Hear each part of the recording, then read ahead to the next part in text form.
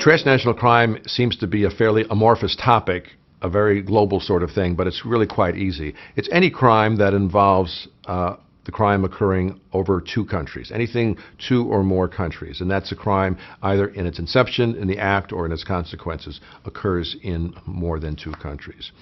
And again, that's a fairly broad definition, but if you break it out, it's really three different categories of behavior. So when you think of transnational crime, it's always good to think of there's transnational crimes that provide provision of illicit goods, provision of illicit services, or infiltration of business or government. And it would be hard to think of an exception to that rule. Provision of illicit goods would be things like trafficking in drugs, stolen property, counterfeit products, things like that. Illicit services would be human trafficking and sex, gambling, pornography, things like that. And then the third category, infiltration of legitimate business or government, that would be extortion, racketeering, corruption, those kinds of offenses.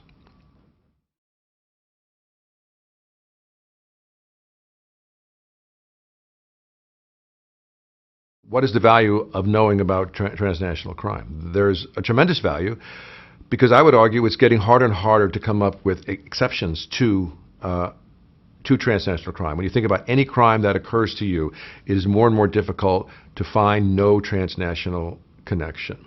So when you get spam emails, people trying to scam you in your emails, or most of those come from overseas. When you get inquiries that are fraudulent, if you buy a fake purse in New York somewhere, a knockoff, the odds are overwhelming that was in fact manufactured overseas, smuggled into the U.S. and being bought here. So in fact, many times you have illegal labor in a different continent and you don't actually see what the connection is, but it's a very clear connection. People who use the internet to traffic in people, sex, illegal forms of gambling, most of that involves transmissions and communications across countries. Usually the supply end is very different from the demand end. So more and more of the typical crimes that we expose ourselves to are in fact transnational crimes, even though it's not apparent to us. And for students, it's very important to know about it because now there's an increasing need for people with skills in computer forensics, in international relations, people with foreign language skills, people who are able to understand international law enforcement training has become crucial. So there's a whole new group of skill sets that students need to get up to speed on.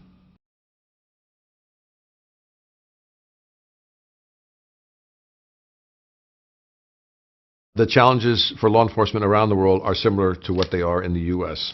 And that is, no matter where you are around the world, police face the same issue. And the issue is, how do you enforce the law, maintain order effectively, while at the same time respecting the privacy of citizens? And the only way to protect people is, of course, interfere in the lives of people by asking questions. You have to stop people. You have to make inquiries. You have to engage in surveillance to do all those things. So the issue is, how do you maintain that balance between a citizen's reasonable expectation of privacy and the government's interest and society's interest in controlling crime and controlling violence? And most of the issues around police are around that exact line. We have probable cause standards, stop and frisk standards to do that, and these have gotten to be very legally precise. A lot of court interpretations, both in the U.S. and around the world, on these thresholds. And these required well-trained police. These required good police supervision. How do you handle complaints against police in a reasonable way? So what's the best way to have a professionalized police presence that's transparent to the community and at the same time be effective in controlling crime? And so this has been an issue in policing throughout its entire history, and in transnational terms it's exactly the same. So the point is, if you wanted to make a dent, let's say, in how many fraudulent spam emails that people get, well, there's one way to do it, is to allow police to enter everyone's email accounts and look around. All right. Well, in most places, the society isn't ready to do that. But at the same time, we have, as you know, increasing instances of major corporations around the world and governments that are being hacked, and they're taking personal information of folks for fraudulent purposes. So the question is, how do you balance that privacy ultimately, but if you don't allow police to make their reasonable inquiries, many times citizens open themselves up to more victimization. So it is not an easy problem to solve.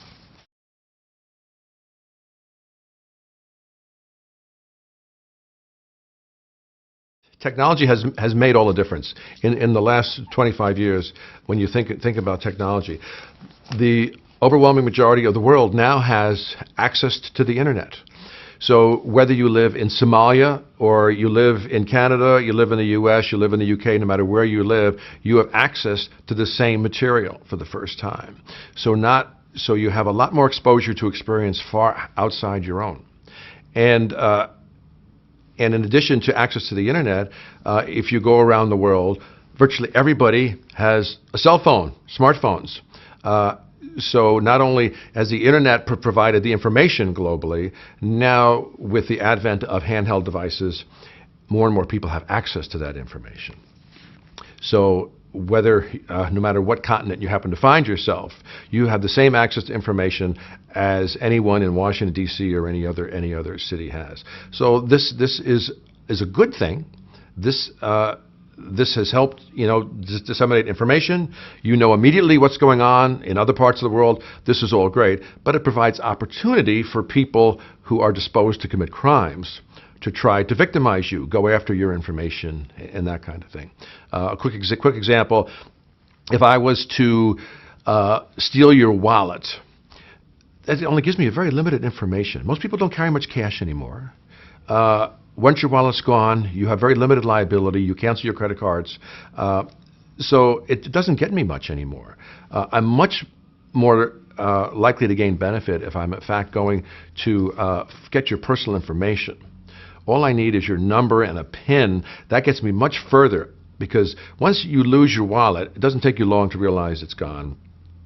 But if I get access to your information, I could slowly drain, I can put false charges, try to drain your bank account slowly. I can do a lot more damage because you are unaware that your information has been taken. And all of that is made available through advances in technology that just didn't exist 25 years ago to the extent they exist today. In terms of the rise of cyber-related, internet-related crimes, there is headquartered in West Virginia, the Internet Fraud Complaint Center. And the amount of complaints to that center has gone up dramatically over the years, as you would expect. As access to the internet, the amount of, just think of in your own personal life, the amount of Christmas shopping you do online now than what you did 10 years ago. Now it's dramatically increased. So all these are opportunities, because in each transaction, you're transmitting personal information over the internet. So as more and more people do that around the world, there's just more and more opportunity to try to defraud you.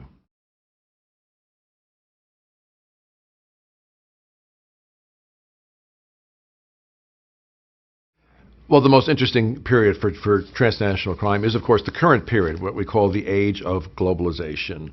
And when you consider what happened starting roughly late 80s or early 90s to the present, is where the explosion occurred. We had the simultaneous increase of traffic by air, more people traveling to more places than ever before.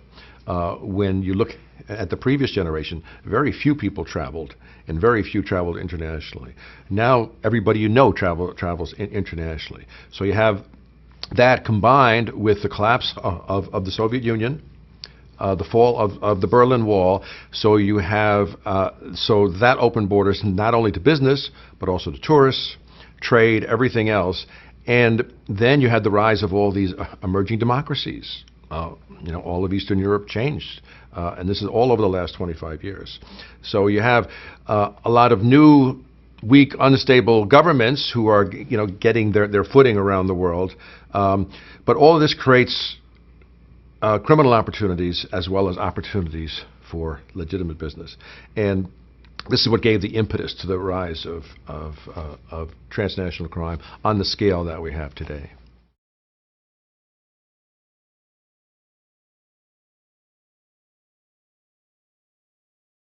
When you look at transnational crime across cultures, it's a very interesting thing because when you think of transnational crime as a flow, because it always involves two or more countries, the developing world, that is, developing countries, which is the majority of the world, most of the world are developing countries that are building their economies, as opposed to the developed world like Western Europe and the U.S. and Japan and some others who have fully developed economies. Most of the flows go from supply to demand. So when you look at human trafficking, most of the flow goes from developing countries to developed countries. If you look at drug trafficking, most of the flow from developing countries to developed countries. The developed countries have the money. They're the ones who create most of the demand. When you look at smuggling of ivory, of gold, of rhinoceros horn, of all kinds of things, you see that flow. So when you look at efforts by the United Nations and other bodies, they are interested in interrupting that flow. You have the demand by the developed world and the supply by the developing world. Developing worlds, sometimes there's self-exploitation going on. In many cases, they're being exploited by people from the developed world. So you have to account for those two perspectives. So the human trafficking issue in a developing country is a very different thing than it is in a developed world. It's different kinds of problems. On the developed side, you're trying to reduce demand. And on the developing side, you're trying to reduce pushes on that supply. You know, why are so many people leaving the country, interested in leaving the country? What can we do to keep them so they can thrive in their own country? So the perspective across cultures is quite different. You can be talking about the same issue, human trafficking, for example, or drug trafficking, whatever, but the issue manifests itself in very different ways depending on what part of the world you're in.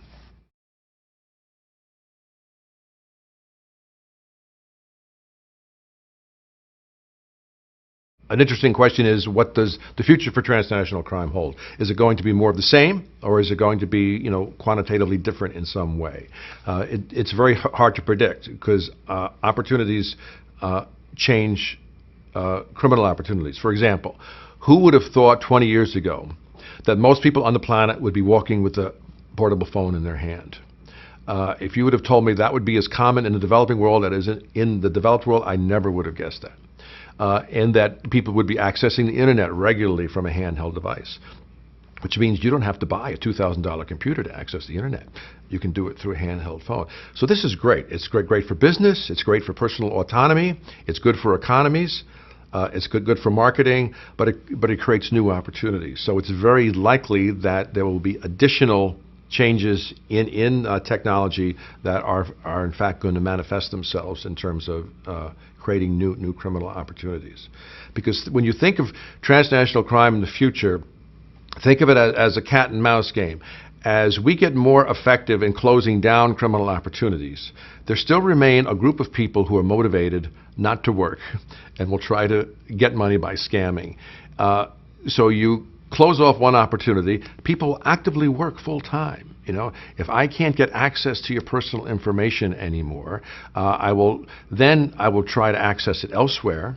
And we have seen this. For example, in the U.S., when you reduce cocaine usage in the U.S., which has been declining in recent years, the effect of that is there's more trafficking to Europe of cocaine. So you would think that would have an effect on the supply. Well, no, they just look for different markets. And then, well, most of the cocaine in the world is coming from a few countries in South America. It's hard to do the direct flight from South America to Europe. So what happens, they create, many of the flights stop in Africa. So you have corruption going on there to get them onto smaller planes or boats to get them into Europe.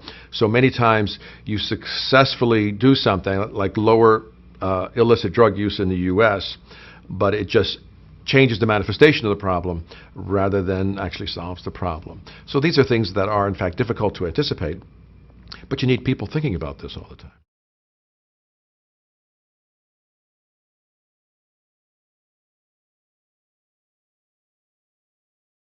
The research on transnational crime has evolved in parallel fashion to transnational crime itself.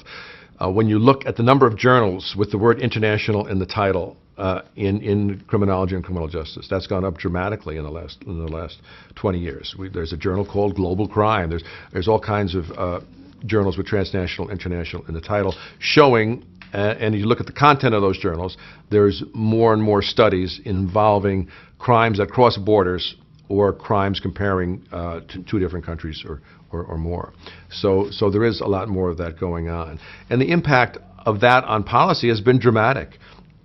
The two most important examples would be the UN conventions in 2003, the United Nations, which again, the United Nations is a conglomeration of 193 countries on Earth, which is pretty much everybody. And they came together and ratified the Convention Against Transnational Organized Crime. And that went into effect in 2003. It's now been ratified by more than 3/4 of the world. The reason why it's important, because it does have enforcement provisions. So ratifying countries, which is most of the world, must have certain laws against certain types of conduct. They must be making prosecutions. They must have some kind of witness protection program to protect whistleblowers and people like that. So there's all kinds of interesting things, including a provision for extradition of folks. If one country has a criminal court in another country, to develop international provisions for bringing that person back for trial. These are very important developments, but a lot of them came about due to the fact, well, research is showing how transnational crime flows. Once you document what those flows are, that helps people in policy positions to say, okay, this is what we need in a way to counteract this flow of illicit goods or people or money.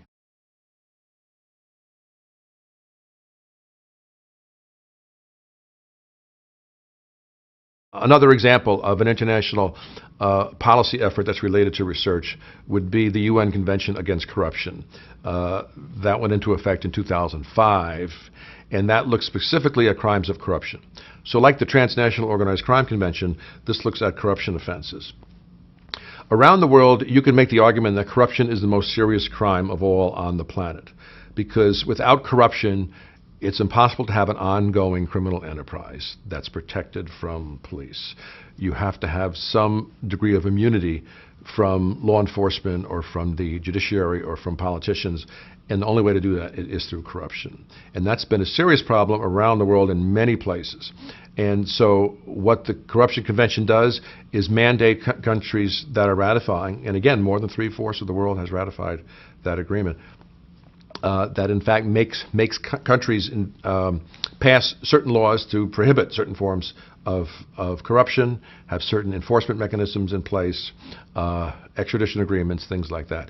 And there's a meeting of conferences to the convention every 2 years where they look at what the implementation has been.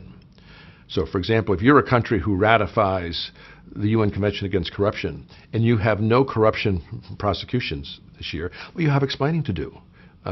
And most of what the UN has done is provide training and technical assistance to countries around the world to say, this is how the law should be written, this is how you conduct investigations, this is optimum ways to handle extradition requests, things like that, to get the world up to speed so they're enforcing transnational crime with the same level of intensity.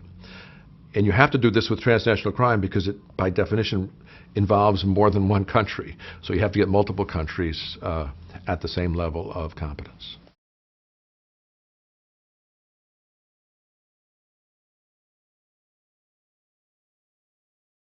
The way that I got involved with transnational crime is because I've always been interested in organized crime in general. And because organized crime is ongoing criminal activity, which has always interested me, the people involved in it are not necessarily smart, but they're very clever. They're always seeking angles to do something illegally.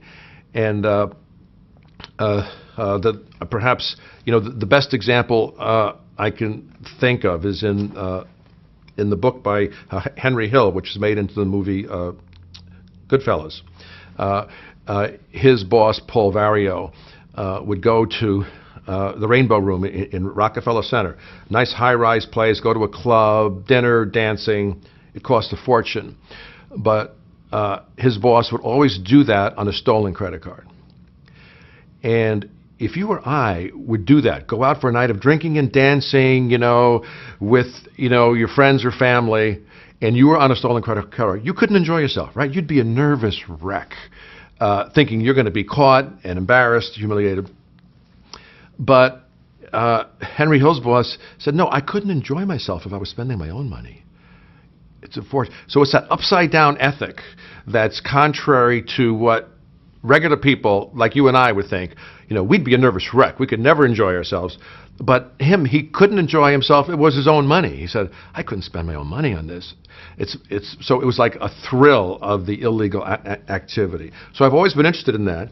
And then as current events unfolded with globalization, collapse of the Soviet Union, the rise of the internet, transnational business, all these kinds of things, organized crime has become global. And to the way it was not, 30 years ago. So to me, it's just an outgrowth of that interest in organized criminal activity, of people always looking for ways to scam the system rather than going out and getting like a real job. It's always interesting because these people are in fact clever, so you have to be more clever, to stay ahead of them. So I just find that inherently fascinating.